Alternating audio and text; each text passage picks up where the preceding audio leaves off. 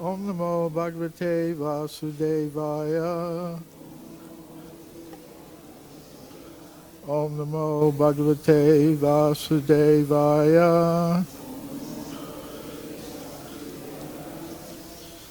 This is a reading from Bhagavad Gita as it is by His Divine Grace A.C. Bhaktivedanta Swami Prabhupada. Chapter 13, which is called The Nature, the Enjoyer, and Consciousness.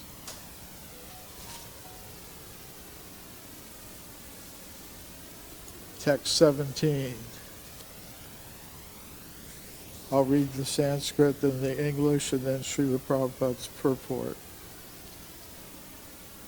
Vahirantascha bhutanam acharam charam evacha sukshmatvidvat tadas aishvayam dira aham chantike chutat. So translation, the supreme truth exists outside and inside of all living beings, the moving and the non-moving. Because he is subtle, he is beyond the power of the material senses to see or to know.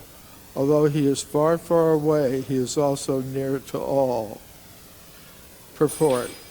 In Vedic literature, we understand that Narayan, the supreme person, is residing both outside and inside of every living entity. He is present in both the spiritual and material worlds. Although he is far, far away, still he is near to us. There are the statements of the Vedic literature, Asino Duram Strajate, Kedam Yati Sarvataha. That's from the Katha Upanishad 1-2-2. And because he is always engaged in transcendental bliss, we cannot understand how he is enjoying his full opulence. We cannot see or understand with these material senses. Therefore, in the Vedic language it is said that to understand him, our material mind and senses cannot act. But those who are purified, but one who has purified his mind and senses by practicing Krishna consciousness and devotional service can see him continually.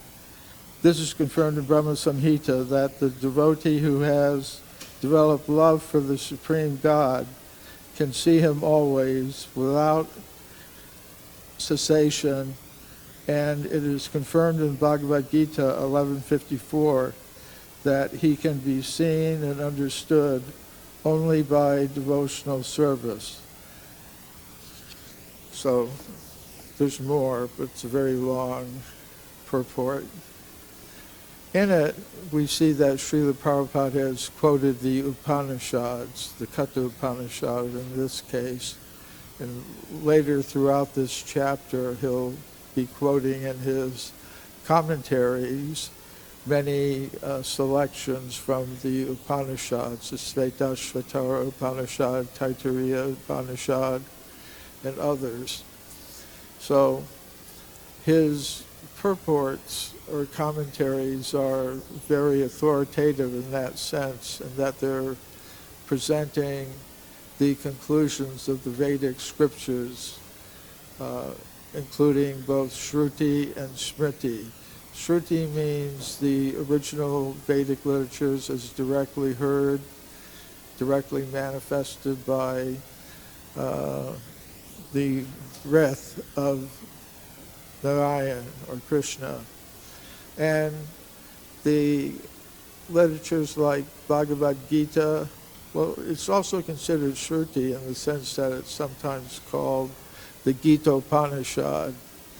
But it's taken from the Mahabharata, which is Smriti, or a literature that explains the conclusions of Shruti, the heard Vedic knowledge. So I'm honored to be able to try to speak to you today. When I joined the Krishna consciousness movement when I was in my 20s, it was very much a movement of young people, and the only person that I really knew from India that was part of it that I knew was Srila Prabhupada. So today it's more multi-generational, multicultural. Srila Prabhupada said right in the very beginning, when he had just established his first temple in New York City, that it was the International Society for Krishna Consciousness. So at that time, some of the devotees were wondering, why is he saying international? It's got one center, New York City. But he had a vision that this was going to spread all over the world, and it has. And that fulfills a prophecy made by Lord Chaitanya, an avatar of Krishna who appeared a little more than 500 years ago in Mayapur in West Bengal, where I've just returned from. It's amazing to see how this movement has spread internationally. And as Naikatma Prabhu was mentioning, it's really based on giving our attention to proper sound vibration. Veda means knowledge, but it's also called Shabda, so Shabda Praman. That means it's knowledge that exists in the form of sound vibration. So whatever we give attention to in our minds, whatever input from the senses we focus our attention on, it influences us. So one big change that's come about since my first days in the Krishna consciousness movement is this. It takes a lot of the attention of many people, and whatever we focus our attention on influences us. It's stated in the Bhagavad Gita that first comes dhyato, meditating. Dhyato visyam pumsam sangas esopajayate. When we meditate on the sense objects, which include sound and sight, that makes us attached to those sense objects. And from that attachment comes kama, and from that kama comes anger. And from there, things constantly degrade, and we get a world like the one that we're living in. Now, that doesn't mean that we reject technology, but we just have to focus on it in the right way. And that's possible because among the many things that people use their media equipment for, some use it for music, some for sports, some for gambling, some for information, some for social life, but they spend a lot of time with this media. Fortunately, there's a lot of Krishna conscious material that's available also, but people have found that it's really not enough just to associate with people through a medium like that. That's probably why you're here today. You know, the chance to associate and experience in a different way. I mean, it's available, fortunately, to people who aren't here through the medium, you know, video cameras. Somebody could be watching right now. But still, you've chosen to come here. And that shows the importance of association. Sadhu Sangha, Sarva Shastra. That a moment's association with devotees of the Lord who are serving the Supreme Lord in humility and with the desire to satisfy not one's own personal ambitions, but to satisfy the desires of Lord Krishna is very important. Many people these days are beginning to understand the importance of that. Like I said, the electronic communication is there, and the Krishna consciousness movement is based on the principle of yukta vairagyam. That means not rejecting the resources of material nature and the technologies that arise from them, but using them for a spiritual purpose. So if that is done, then the use of technology, if it helps spread Krishna consciousness and helps spread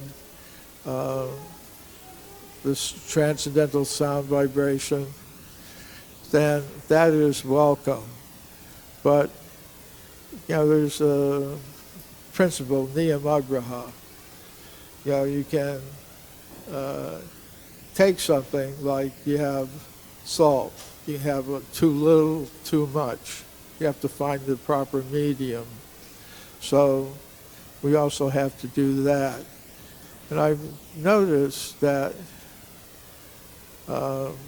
people, they're starting to understand that maybe they're giving too much attention to this. You know, there are apps now, and they're part of operating systems. I think Apple has it now. You can control the amount of time, the amount of screen time that you have. That means people understand there is a balance that has to be achieved, and a lot of them recognize they've kind of gone over their limit. So you can limit the total screen time you have on your phone. You can control how much time you spend on different apps, different social media sources, and in that way try to gain a little bit of control. I mean, some people get addicted to following every bad thing that's happening in the world. They call it doom scrolling. Oh, this is happening, this is happening, this is happening, and gradually drive themselves a little bit crazy. They recognize it's a problem. But, you know, this technology is there to stay with us. I don't think it's going away anytime soon. But, you know, people are concerned. You know, they wonder, how's my privacy affected? You know, is the government, is the NSA listening in?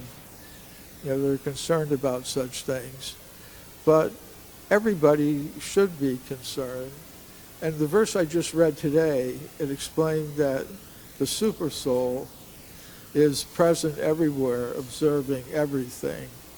So if somebody is worried about who might be observing what their activities are, either online or on phone data, or just by existing, we're all under surveillance.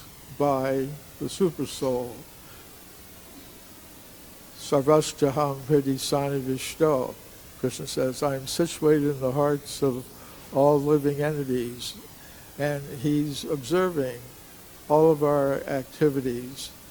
And he must have been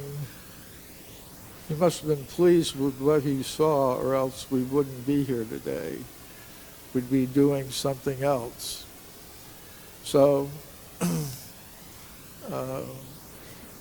Krishna promises that if someone is sincerely desiring to approach him, that he will make the arrangement for them to do it. There will be some facility for it, whether it's a temple or a guru or a shastra like Bhagavad Gita. If you deep in your heart desire it, it will be provided to you. And on the other hand, if we desire to chase after the phantasmagoria of material existence, that will also be available to us. If we want to forget Krishna, he'll allow us to forget him. If we want to approach him, he'll bring us closer, help us remember him. So because people have these concerns, they realize they have to get some control of their minds and senses. And therefore, they have these concerns, and they sometimes they make some attempt to control it specifically. I'm just using this as an example of the kinds of sense impressions that we can expose ourselves to. But even though that option is there for us, if we develop a higher taste, paramdrasta nivartate, why any of us are here today is because we thought it is better for me to be here than somewhere else. I will have a better experience here than I would if I were doing something else at this time. So those are the kinds of decisions that we all have to make at every second. What is going to bring me closer to Krishna? Or what is going to take me away from Krishna? And we have those choices to make at every moment.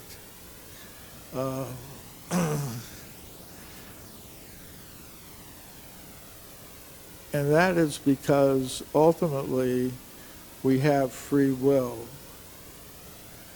Now that may be difficult for some to appreciate, but it's something that we always have. Sometimes people, they want to blame someone for the state of the world or their personal experiences. And it's kind of important to understand that we're kind of co-creators of our situation. We're not meant to be here. Krishna doesn't want us here. He says, Mamaivam so jiva loke, jiva bhuta sanatana. That means every soul is part and parcel of me. You're part of me. But I'm not going to keep you by force. You have your free will. You're meant, it's stated, Jivaras Rupahoy Krishnara Nityadas. The constitutional position of each soul, each jiva, as it's called in the Bhagavad Gita, is that it belongs in an eternal relationship of loving service with Krishna. That's the natural home of the soul. not this alternative reality that we find ourselves in now. I was listening this morning in a tape of a class by Srila Prabhupada. He was saying it's important for every human being to understand their position, who they really are. We're not these bodies, we're the soul within the body, the conscious self. Consciousness is a symptom of the presence of the soul. If the soul is absent from the body, it's no longer functional. And the real home of the soul is not the world of matter, as many scientists think today. They think that as conscious, individual, personal beings, we evolve up from matter. Somehow or other, matter combined together in a certain way produces consciousness. That's never been done. Nobody's ever taken some chemicals and combined them together and gotten any conscious being. In a few weeks, I'm going to a major international conference on consciousness studies where leading neuroscientists, cognitive scientists, philosophers will be present. It's in Europe. And I attended the last meeting of this group, and they confessed. One of the leading scientists present made a statement. We're all talking about consciousness, but has any of us ever explained one conscious experience? How is it that we can taste things that are bitter, salty, sweet? How do you explain that? Where does that reside? You say it's produced by the brain, but how? So we haven't demonstrated how even one of the millions of conscious experiences that we each have each day come from chemicals. So now to get out of that position where consciousness is limited by its connection with matter. Consciousness is not produced by matter, it comes into contact with it. And that is the great purpose of human life, and the purpose for which Bhagavad Gita was spoken, is to awaken people to the fact that not only our individual material bodies, but anything material in the cosmos, including the universe itself, is temporary. In Bhagavad Gita, Krishna explains, Kalosmi Lokachaya Krit, time I am, destroyer of the worlds. So everything in this world is subject to the passage of time. But even though it's temporary, it's still a reflection of a higher reality. It's like if you have, in Bhagavad Gita, there's an analogy that's given. Like the world that as we experience it, is like a tree with its roots up and its branches down. Now, where do you see something like that? If you're by a lake, say a still lake, and there's a tree, say an apple tree or a mango tree on the shore of the lake, the reflection will be upside down. In the tree as it exists on the shore, the roots are down, the branches are up. In the reflection in the water, it's the opposite. The roots are up, the branches are down. Now, if you try to go for a piece of fruit in the reflection, you may anticipate getting a lot of pleasure from getting that fruit. It looks good, But when you reach for it, you see you don't have it. It just disappears. So, but it points to the existence of a real tree. So our search for happiness in this world is kind of like that. It's like pursuing the reflection of something that really exists, but not where we're looking for it. So we're not asking people to give up their sense of enjoyment. Anandamaya Abhyasat, it's stated in the Vedanta Sutra. The nature of the conscious self is to seek pleasure, ananda. But if we look for it in the wrong place, we won't get it.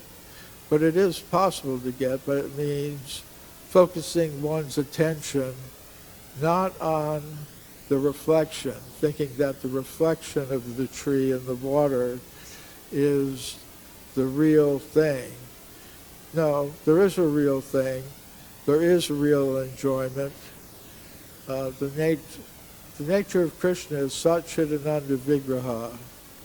His form is of eternality, knowledge, and bliss, Ananda. And because we're part and parcel of Krishna, we want to experience the same. And we do, but except in smaller quantity. Like the spark of a fire is like the fire itself. So the first step towards achieving that state is to give attention to the Vedic texts and the systems of self-realization and God-realization that are mentioned here. Like what Krishna recommends is the practice of bhakti yoga, the first principle of which is hearing and then also speaking or repeating. So that's what this temple is for. It's to provide a facility for people to hear and chant the transcendental sound vibration of Krishna's names. So I'll stop there.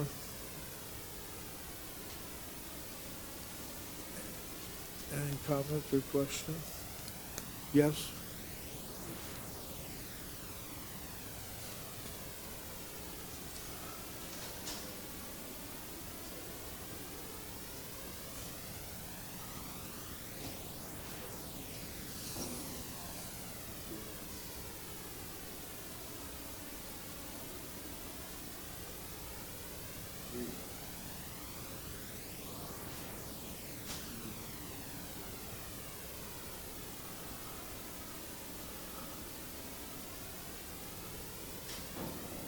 Well, because you have free will.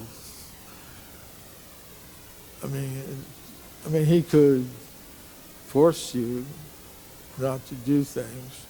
We have a swarupa, an original spiritual form in which we are meant to exist in the spiritual world. But that's the only thing it's good for. You know, if we don't want to use it in loving, harmonious, devotional service to the Supreme Lord and all of his parts and parcels, then we need another place and another kind of body, which we aren't. But Krishna makes this element called false ego, ahankara, so that we identify, as in a dream. We may dream that we're someone other than that we are in waking life. Or you go to a movie or watch a movie somehow, and you identify with the character. Maybe it's James Bond, and if he shoots the enemy, you feel great. Gets the girl, you feel great. But it's not you. It's just a creation of someone on a screen that you happen to identify with. So that choice is always ours to make, whether we're going to try to identify with the real self, the Atma, or are we going to continue identifying with the false image of ourselves that's projected on the screen of our material consciousness. Prabhupada?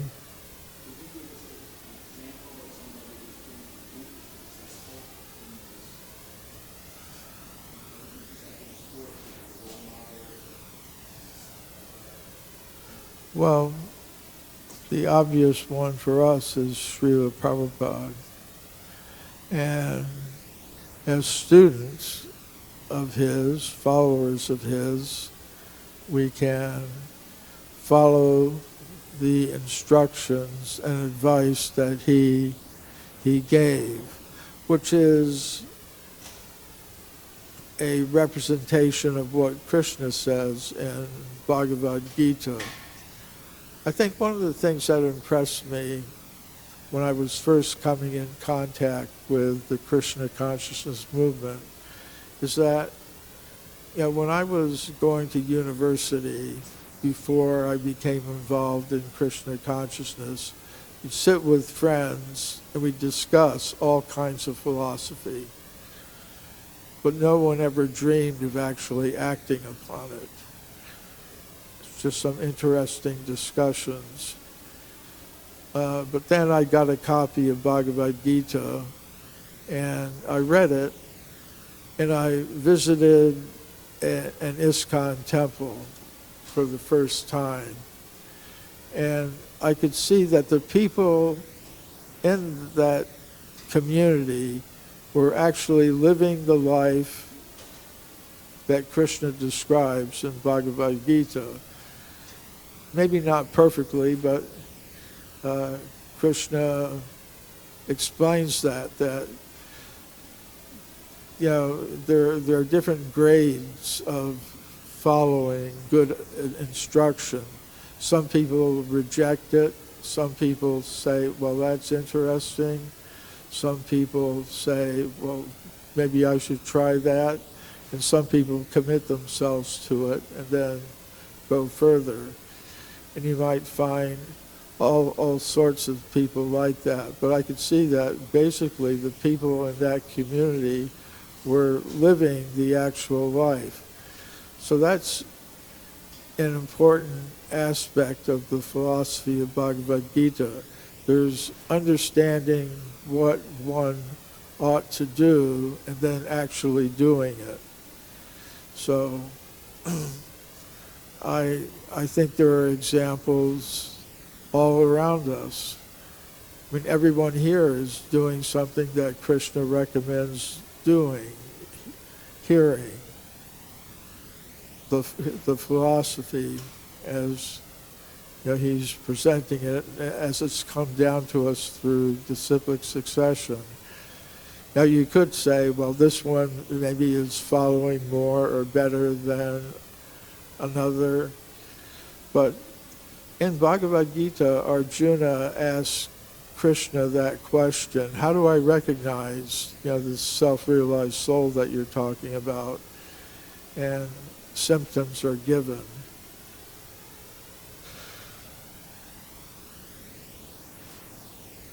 Yes?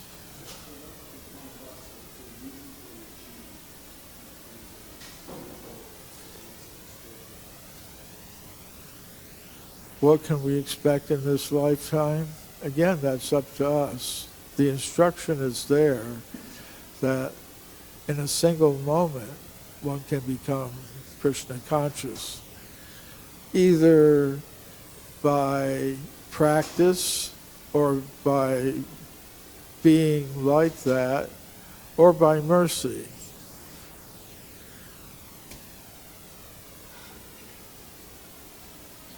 Okay, thank you very much. Hare Krishna.